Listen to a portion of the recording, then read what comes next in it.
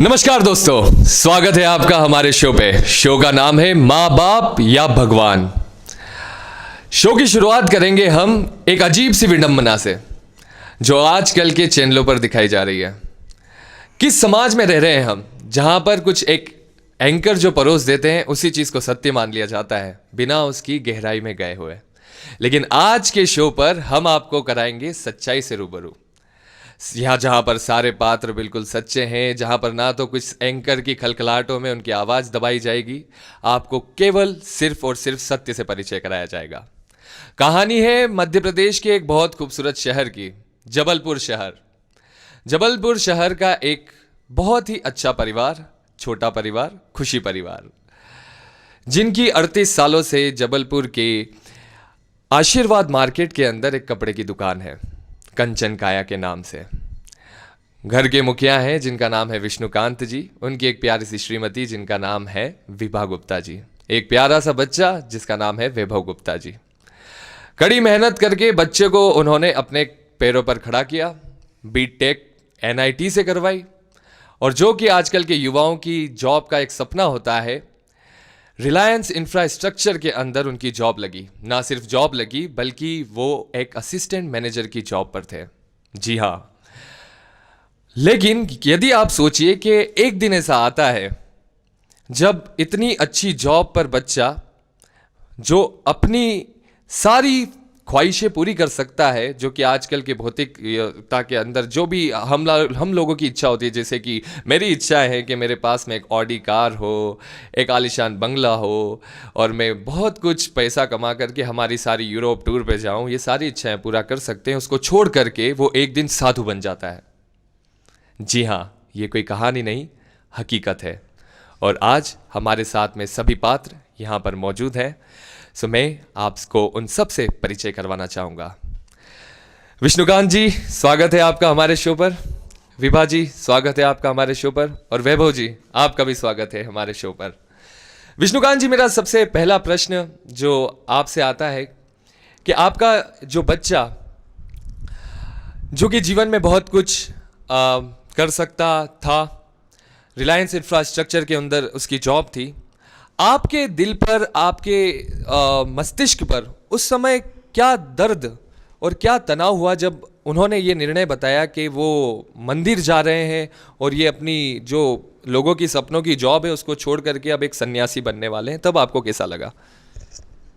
भाई, जिज्ञासा थी कि वो जहाँ जा रहा है वो क्या है, वो जहाँ जा रहा है वो क्या है, वो वहाँ जा पाएगा या नहीं, या वो जहाँ जा रहा है वो अच्छी है या ख़राब है, या जॉब से बेटर है वो चीज़ जो वो जहाँ जा रहा है, क्या वो ज़िंदगी है जो जहाँ जा रहा है, या जो जहाँ जाना चाहिए, या जो पेरेंट्स सोचते हैं कि हमारा बच्चा जॉब करके अच्छी कंपनी में जॉब करके पैसा कमाए, शादी करे, बच्चे पैदा करे और रहे, या इसके अपोजिट में जहाँ वो जा रहा है उसके बारे में हमने जानकारी ली।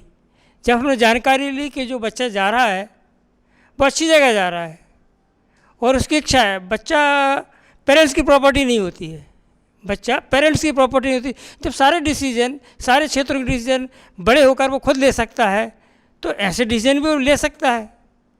कई बार हम बीच में उलझन आते रहे, वो पूछते रहे, देखते रहे, समझते रहे कि ये गलत है या सही है, और हमको ऐसा लगा है सही है। हमने कई बार पूछा कि क्या आप वापस आ सकते हो, अकेले नहीं आ सकते। हमने हमेशा प्रसन्न देखा उसको, दूसरे लोगों से पूछा तो दूसरे लोग भी हमेशा यही कहते रहे कि आपका बच्चा हमेशा हंसता रहता है।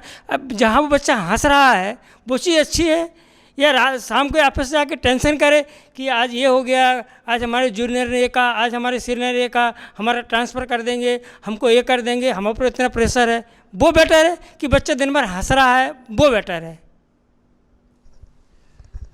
विभा जी, यही प्रश्न मैं आपसे करना चाहूँगा कि जब आपको पता चला, क्योंकि एक माँ का प्रेम अपने बच्चे से सबसे ज़्यादा लगाव होता है, तब आपको कैसा लगा जब आपके बच्चे ने ये सन्यासी बनने का निर्णय लिया? तब शुरू में तो बहुत दुख हुआ था, पर जब मैंने सोचा कोई अच्छे काम के लिए जा रहा है और इस्कॉन एक अच्छी संस्था है, तो जिस काम के लिए जा रहा है उसके लिए तो त्याग करना पड़ेगा। तो फिर हमने एडजस्टमेंट कर लिया कि अब हमें भी उसकी इच्छा का ध्यान रखना होगा, इसलिए फिर हमने मना नहीं किया। इसी के साथ में मैं अब बात करना चाहूँगा, हाँ, जिनके लिए ये सारी बातें हो रही है, वैभव गुप्ता जी, जो कि अब संन्यास उपरांत इनका नाम हुआ है ब्रजेंद्र कृष्ण जी। ब्रजेंद्र कृष्ण जी, जब आप इस संस्था से जुड़े, जब आपने जॉब छोड़ने का निर्णय लिया, तो क्या ये जो इस्कॉन के जितने भी लोग हैं, आप इनसे कनेक्ट कैसे हुए? सबसे पहला प्रश्न मेरा ये आता है, क्या इन लोगों ने आपके मस्तिष्क पर कुछ ऐसा जादू टोना वगैरह, कुछ हुला लाला वगैरह कुछ करा इन्होंने, या इन्होंने आपका साथ ऐसा ये जो जॉब छोड़ने का निर्णय, क्योंकि आपके सिमिलर एज के लोग शायद अब 15 से 20 लाख रुपए पर साल कमा रहे होंगे, पर और सब लोगों का सपना होता है कि मैं सैन फ्रांसिस्को जाऊंगा, ये करूंगा, वो करूंगा, अमेरिका जाऊंगा, आलीशान जीवन बिताऊंगा, और आपने इतनी ग्लैमरस लाइफ को छोड़ करके ये क्या वेश धारण कर लिया, और इसका ये कैसे आपके मस्तिष्क पर आया? सबसे पहले तो मैं ये क्लैरिफाई करना चाहूँगा कि मैं सन्यासी नहीं हुआ हूँ, मैं अभी ब्रह्मचारी हूँ। अभी काफ़ी ये समाज में भ्रांति है कि जो भी सैफ्रॉन क्लास में इस भगवा वस्त्र में देखते हैं तो उनको ऐसा लगता है कि ये सन्यास ले लिया। इस्कॉन जो संस्था है वहाँ पर करीब 50 साल पूरे होने के पश्चात ही सन्यास दिया जाता है, और ब्रह्मचारी जो हैं वो आगे जाके गृहस्थ भी बन सकते हैं, बाद में वानप्रस्थ, और फिर लास्ट में सन्यास।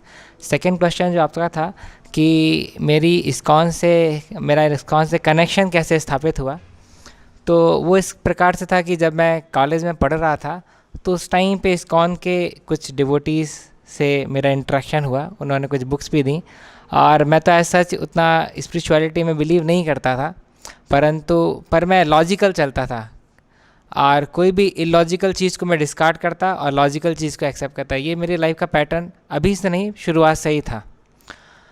तो जब मैंने पाया कि हाँ, जो ये भगवत गीता की जो टीचिंग्स हैं, जो सिद्धांत हैं, ये अपने आप में एक बहुत ही मूलभूत सिद्धांत की बात कर रहे हैं कि हमारा basically what should be the aim of life, तो ये सारी चीज़ें समझ कर ही मैंने धीरे धीरे ग्रहण किया। और इनफैक्ट जब मैंने जनवरी 2011 में इस्कॉन मंदिर ज्वाइन किया था, उसके पहले ऑलरेडी मैं 3.5 साल से सब कुछ समझ रहा था, सोच विचार कर ही मैंने काफ़ी एक मैच्योर डिसीज़न है, एक दिन का डिसीज़न नहीं है, क्योंकि अगर आप एक इमेच्योर डिसीज़न लेते हैं तो उसके रेपरकशंस आपको ही भोगने पड़ते हैं बाद में। तो this fact was very very clear to me. तो जो भी मैंने डिसीज़न लिया उसको काफ़ी, मेरे पास तो मतलब मैंने सारे रीज़न्स लिखे थे अपनी नोटबुक में कि क्यों मुझे इस्कॉन में ब्रह्मचारी बनना चाहिए और क्यों नहीं बनना चाहिए। क्या मैं इस्कॉन में भी, जैसे आप देखेंगे 99% जो हैं वो गृहस्थ हैं और 1% ही ब्रह्मचारी हैं, तो मैंने रीज़न्स लिखे हैं कि क्यों मुझे गृहस्थ आश्रम में नहीं जाना चाहिए, या कुछ एक कारण ऐसे भी हो सकता है कि मैं जा सकता हूँ। जब चारों पेजेस को मैंने कंपेयर किया तो मैंने अपने साइको फिज़िकल नेचर के हिसाब से पाया कि मेरे लिए ये ब्रह्मचारी आश्रम ही सूटेबल रहेगा। और क्या ये इस्कॉन संस्था से जुड़ने के लिए सभी लोगों को ये ऐसे ही गेरुआ वस्त्र पहनना होते हैं? जैसे कि मान लीजिए मैं एंकर हूँ या कोई जॉब कर रहा हो, क्या वो इस संस्था से नहीं जुड़ सकते हैं क्या? हाँ, जैसे कि मैंने कहा कि इस्कॉन से जुड़े हुए लोगों में 99% लोग जो हैं वो तो गृहस्थ ही रहते हैं, 1% ही उनमें से रहते हैं, 1% से भी कम रहते हैं जो लोग इस ब्रह्मचारी आश्रम में आते हैं। क्योंकि देखिए, ये आश्रम बहुत कमिटमेंट, बहुत डेडिकेशन मांगता है। हमको डेली बेसिस पे 4:30 के पहले रिपोर्ट करने का, एक डिसिप्लिन्ड वे में, ठंडी गर्मी बरसात, है ना। हम केवल एक बेसिक फैसिलिटीज, बेसिक मेंटेनेंस जो है वो हम लोग को दिया जाता है। इसके अलावा ऐसी कुछ फ्री विल हमारे पास नहीं रहती है कि हम पैसा है और पैसे को हम खर्च करें। बहुत ही डिसिप्लिन लाइफ स्टाइल है, जैसे कि एक आर्मी में एक सोल्जर की लाइफ स्टाइल रहती है, इसी प्रकार से हमारी पूरी डिसिप्लिन लाइफ स्टाइल होती है। अब आप ही बताइए, आजकल के युवा क्या डिसिप्लिन लाइफ स्टाइल पालन करने के लिए उत्सुक नज़र आ रहे हैं? बिल्कुल नहीं। मैं खुद ही बहुत कम डिसिप्लिन था इस्कॉन में आने के पहले। इस्कॉन में आने के बाद मेरा जो डिसिप्लिन है उसमें काफ़ी इम्प्रूवमेंट हुआ, विजडम, मैच्योरिटी लेवल में इम्प्रूवमेंट्स आए। तो अपने आप में ये एक त्याग का जीवन है, इस चीज़ को समझने की बहुत ज़्यादा ज़रूरत है कि बिना ये एसेंशियल एलिमेंट्स हुए, हाँ, जिसमें सेक्रीफाइस, डेडिकेशन, डिटर्मिनेशन, ये कोर एलिमेंट्स हैं इस आश्रम के। और साथ ही साथ में यहाँ पे हमारी पूरी वैल्यू एडिंग होती है। जैसे अभी मैं अपने माता पिता के लिए ज़्यादा ग्रेटफुल महसूस करता हूँ।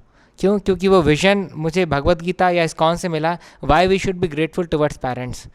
और कई बार लोगों को लगता है कि माता पिता को छोड़ दिया, छोड़ा नहीं है, बल्कि आध्यात्मिक रूप से और अच्छे से पकड़ लिया। जब आप इस संस्था के संपर्क में आए थे, तब जो यहाँ के जो दूसरे लोग जिनके आप पहले आप एक स्टूडेंट रहे होंगे, जब ये शिक्षाएं वगैरह ग्रहण करी होगी आपने, तब क्या ये लोग आपको फोर्स करके यहाँ वहाँ बुलाते थे या आप आपकी स्वेच्छा से जाते थे? मीन्स आपको प्रसन्नता होती थी कि या इन लोगों का कुछ वो होता था कि नहीं तुमको ऐसा कुछ करना है, हमारे साथ आना ही है, और ऐसा इन्होंने आपको फोर्स किया या क्या किया? मीन्स मैं जानना चाहता हूँ कि क्या ये आपके साथ ब्रेन वॉशिंग हुई है क्या? मैं ओपनली स्वीकार करना चाहूँगा कि मेरे साथ ब्रेन वॉशिंग हुई है, पर वो जो वॉशिंग हुई उसमें से ब्रेन के अंदर से जो डर्ट थी, जो गंदगी थी, वही निकली है। तो ये मैं चाहता हूँ कि और ये ब्रेन वॉशिंग हो ज़्यादा से ज़्यादा, ताकि और जो अंदर की गंदगी है वो निकल जाए। देखिए, एक बच्चा जो NIT तक पहुँचता है तो ऑलरेडी उसको एक बहुत बड़े कॉम्पिटिटिव एग्जामिनेशन को चेस करके आना पड़ता है। साथ ही साथ में फर्स्ट ईयर में सीनियर जो है आपको और मैच्योर बना देते रैगिंग के दौरान।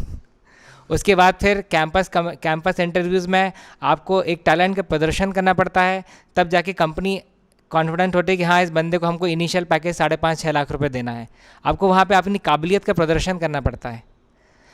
और इसके बाद में जब आप जॉब में जाते हैं तो जॉब में भी आपको ऐसा नहीं है कि जस्ट अटेंडेंस लगा करके आ गए, you have to perform, otherwise company won't pay to you. इतना सब करने के बाद में अगर कोई व्यक्ति एक मैच्योरली डिसीजन ले रहा है, तो उसको अगर कोई व्यक्ति ब्रेन वॉशिंग समझ रहा है तो उस व्यक्ति का ब्रेन वॉश हो गया। हाँ, इसका डिफ़िकल्टी जैसे कोई बोले कि हमने ब्रेन वॉश किसी को कर दिया, इस कारण से उसने आर्मी में सोल्जर की पोजीशन एक्सेप्ट कर ली। तो ये व्यक्ति जो सोच रहा है कि ब्रेन वॉश करके लोगों को इंडियन आर्मी में भर रहे हैं, ये व्यक्ति ब्रेन वॉश्ड है जो इस प्रकार का सोच रहा है ना। या ब्रेन वॉश करके हमने इंडिया में कोई रिवॉल्यूशनिस्ट को तैयार कर दिया, भगत सिंह थे तो उनका ब्रेन वॉश हो गया था, इस कारण से वो अपनी जान देने के लिए तैयार थे, देश की सुरक्षा, देश को आज़ाद कराने के लिए। तो ये अंडरस्टैंडिंग की इमेच्योरिटी का प्रदर्शन है बेसिकली।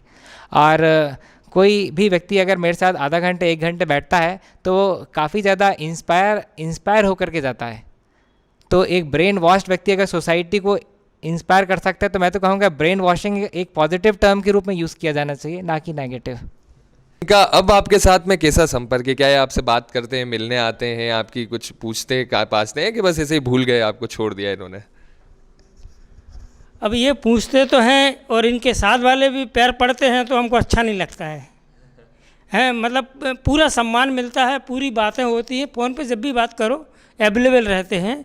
और हम इंदौर परचेज़ के लिए आते हैं, क्लॉथ परचेज़ के लिए, बाद में लौट के यहीं गेस्ट हाउस में रुकते हैं। हमको तो कहीं ऐसा कुछ एक शब्द भी नहीं लगा, और इनके कारण, मेरे बेटे के कारण दूसरे लोग हमको सम्मान से देखते हैं, ये हमारे लिए गौरव की बात है। माता जी, आपके जब यहाँ पर आते हैं मंदिर के अंदर, तब आपके साथ में मंदिर के जितने भक्त हैं उनका रवैया कैसा रहता है? बहुत अच्छा लगता है, सब बहुत सम्मान देते हैं यहाँ पर। हमें तो कभी कुछ ऐसा नहीं लगा कि गलत जगह है बेटा, बहुत सही जगह पहुँच गया, हमें तो बहुत अच्छा लगा।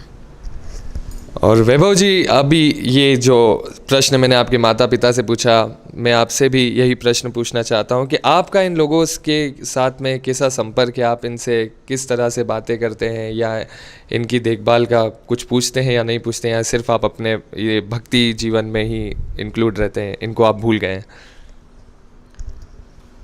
हाँ, बहुत इम्पॉर्टेंट प्रश्न है, क्योंकि जो कॉमनली जो लोगों की थिंकिंग रहती है वो ये रहती है कि अभी आप प्रभु की भक्ति कर रहे हैं तो आप माता पिता को कहाँ ध्यान रखेंगे, आप तो अपनी भक्ति में। वो एक इमोशनल सेंटिमेंटल भक्ति है जहाँ पे आप अपनी कोर रिस्पॉन्सिबिलिटीज़ को पीछे कर देते हैं, जबकि आप अपनी खुद की इमोशनल फुलफिलमेंट को ज़्यादा ध्यान देते हैं। जबकि जेन्युइन भक्ति अगर कोई व्यक्ति कर रहा है तो अपनी रिस्पॉन्सिबिलिटीज़ को भी फुलफिलमेंट की तरफ वो फोकस रहता है। तो it's the responsibility of a son to take care of one's father and mother, if not physically possible at least emotionally. तो वैसी स्थिति में मैं हमेशा कंसर्न रहता हूँ। प्रत्येक दिन मैं इनके लिए प्रार्थना करता हूँ। जब मैं भगवान की वर्शिप के लिए जाता हूँ तो पहले मैं इनके लिए प्रार्थना करता हूँ, और साथ ही साथ में फ़ोन पे मेरा कांटेक्ट इनसे काफ़ी अच्छा रहता है। लगभग हर 2-3 दिन में एक बार बात होती है। और पिताजी से तो साल में 3 से 4 बार मुलाकात कम से कम हो ही जाती है, क्योंकि फादर यहाँ पे आते हैं। तो ये हमको देखना पड़ेगा कि जहाँ पे पेरेंट्स भी बच्चे की रिक्वायरमेंट को समझने का प्रयास कर रहे हैं, तो वहाँ पे हर एक बच्चा भी जो है वो अपने पेरेंट्स के साथ बहुत अच्छे से कोऑपरेट करेगा if he is trying to become a genuine devotee. पर अगर पेरेंट्स जो है उसको नहीं समझने का प्रयास करते हैं और जस्ट फोर्स करते हैं कि तुम शादी कर लो या तुम जो कुछ भी करना है तुम घर में आकर करो, तो बच्चे के लिए बहुत ही एक ऐसी सिचुएशन आ जाती है कि वो खुद ही नहीं समझ पाता है कि वो कैसे क्या डील करे, क्योंकि माता पिता लैक ऑफ नॉलेज की वजह से उससे वो काम करने के लिए बोल रहे हैं जो वो नहीं करना चाहता है, और इसके रेपरकेशंस भी फिर ख़राब आते हैं बाद में। एक आखिरी प्रश्न मैं आप तीनों से पूछना चाहता हूँ, क्या आप आपके जीवन में खुश हैं वैभव जी? इसका सामान्यतः सभी लोग आंसर हाँ बोलते हैं, पर मैं इसका आंसर दूसरों पे छोड़ता हूँ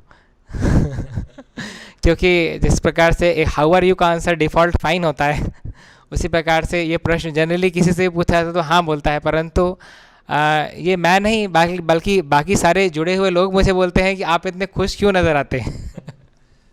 मुझे भी यही लग रहा था कि आप इतने खुश कैसे हैं। सर आप बताइए कि क्या आप खुश हैं? खुश और आनंद दो अलग अलग चीज़, खुश से ऊपर होता है आनंद, वो है। माता जी क्या आपका भी उत्तर यही है? हम तो बहुत ज़्यादा खुश हैं जिस दिन उसने बताया था कि हम जा रहे, तो हमने कहा हमारे तो भगवान ने सुन ली, नहीं ने सुन ली कि हमें उसके ऊपर दोनों हाथ रख दिए कि उसको बुला लिया अपने चरणों की सेवा में, और लास्ट टाइम हमें वहाँ जाने मिलेगा, इसलिए हम बहुत खुश थे हम तो पहले दिन से बहुत खुश थे। ये थे माँ बाप या भगवान का ये शो, जिसके अंदर हमने आपको सभी कलाकारों से सत्य से परिचय करवाया। क्या ये युवा जो यहाँ पर बैठा हुआ साधु है और जो इनके पेरेंट्स हैं, क्या इनकी खुशियाँ आपको अभी तक पहुँच नहीं पा रही? क्या आप उस मानव सभ्यता को सभ्यता कहते हैं जहाँ पर युवा क्लब में जाकर के, पब में जाकर के शराब पीते हुए, धुतकारती हुई गाड़ियों से कहीं पर मर जाएगा सड़क पर?